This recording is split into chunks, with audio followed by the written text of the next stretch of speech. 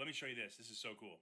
So if you select an edge, and I kind of want to get all 4 of those, it's a little selection pop-up, the edge selection helper.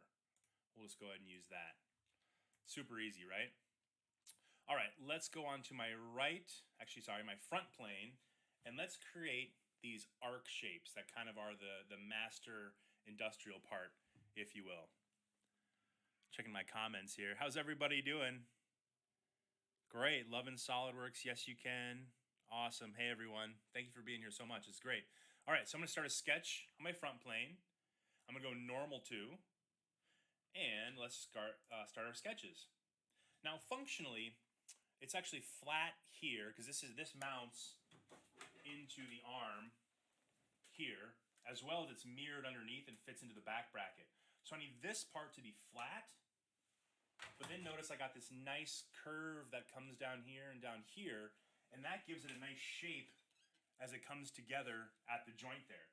This is just 4 of the exact same arms that we just turned upside down. So I'll make it super simple. All right, so I'm gonna grab a sketch, and I'm gonna make sure and grab this edge here. Notice how it's gonna snap to that top edge, straight line, and then I wanna turn into a tangent arc. Again, hopefully you guys know, if you're in the line command, just go back over that point, and it'll turn into a tangent arc.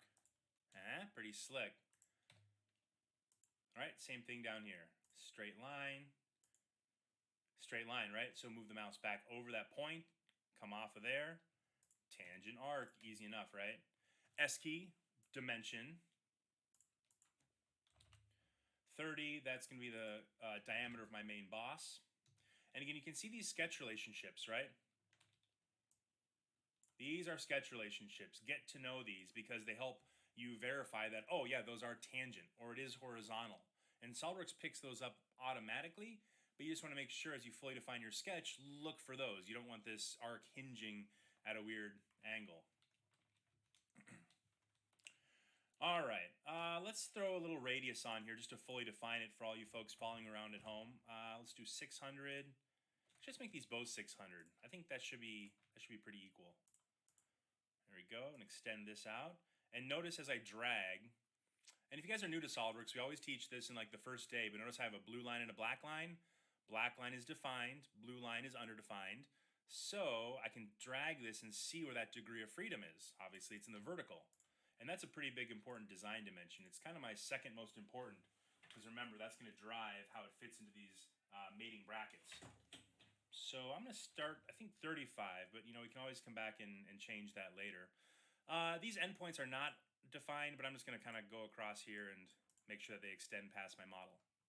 That's as simple as I'm going to do, because this is, again, it's the very first sketch. I'm trying to capture as much of the overall bulk cutting as I can in the first couple sketches and features.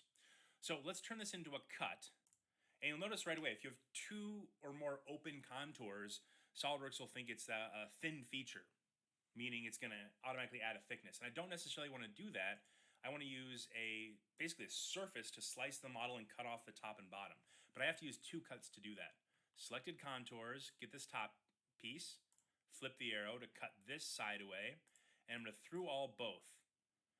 So that's a nice tip. Instead of trying to make this weird big cutting shape, you can always cut with a single open contour like that, just kind of like a slicing tool. All right, and then I can go back into my sketch, pick that up again, extrude cut. Let's grab the contour, grab this here. Do not want to do a thin feature. Through all both. Make sure I got the right end to cut with that arrow. Easy enough, right? Now you'll notice I'm kind of missing something here. I did this cut, I did this cut, but I lost my boss face here. So what I'm going to do is go to my boss extrude, go back to that first sketch, and I'm going to borrow it for this downstream extrude. And that's why I didn't want to necessarily blow away these contours. I wanted to maintain this shape so I could bring it forward. And let's bring 30 millimeters.